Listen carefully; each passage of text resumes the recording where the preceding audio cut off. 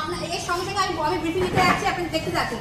দেখুন চাষি ঢালা হয়ে গেছে, ঢালার পরে এবার এখানে কিন্তু আপনার হপারের নিচে গ্যাস সিলিন্ডারটাকে অফ করতে হবে। দেখুন এখানে গ্যাসের চলে যাবে, আর বেশিরভাগ আসলেই কিন্তু দেখতে সুন্দর হলে মার্কেটে চাহিদা বেড়ে যাবে। তো দেখুন এবার কিন্তু হাইড্রিকের মাধ্যমে হপারটাকে ডাউন করা হচ্ছে, কারণ সামনে থেকে ডাউন না করলে জিনিসটা বীজ উঠবে।